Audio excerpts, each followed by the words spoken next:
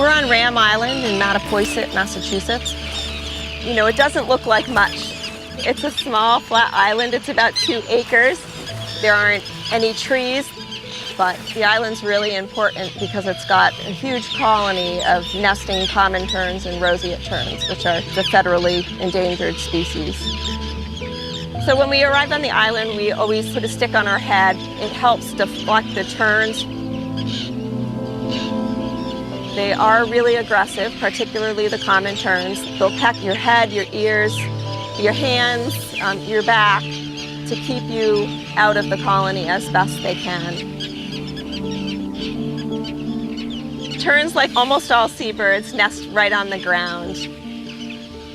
Any missteps can be dangerous. Now there are about 4,000 pairs of roseate terns in North America, but about 90% of those pairs nest at only 3 sites, which really increases their vulnerability to hurricanes, sea level rise, or oil spills. Back in April 2003, an oil barge ran aground on some submerged shoals, and they didn't realize right away. And so oil was dragged about 10 miles up the bay. And there were a few sites that were pretty heavily hit, including Ram. The oil came in at night when the birds were resting. There was a thick band of oil around most of the island at the high tide line, and there were dead birds in that band of oil. There were a lot of shorebirds and some terns as well. Birds had just shown up in North America, and so they were getting ready to nest. One of the problems with oil, even in small amounts, is that it decreases the waterproofing of the feathers, and so we needed to get as many terns off of Ram Island as we could. We took some pretty extreme measures. We made a lot of noise on the island to try and scare them off.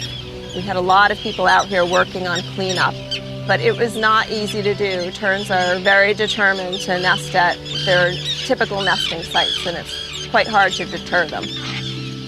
All right, we've got 4 chicks in there, but we just want the 2, these 2 small ones. This is about the right size.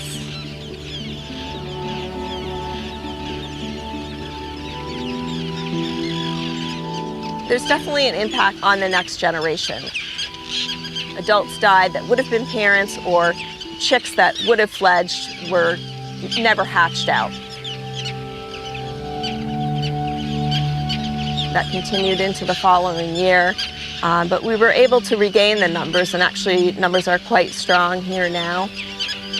We have a sample of nests that we study closely each year, and we try and monitor how fast the chicks are growing.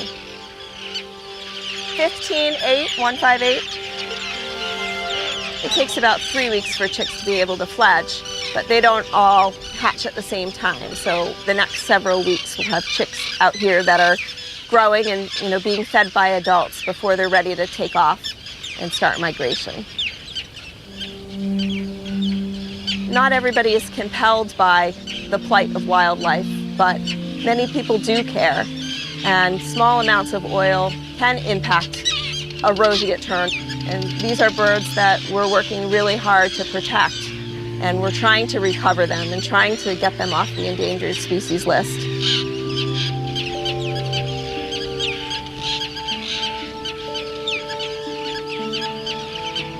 So please report oil spills and help protect these endangered birds.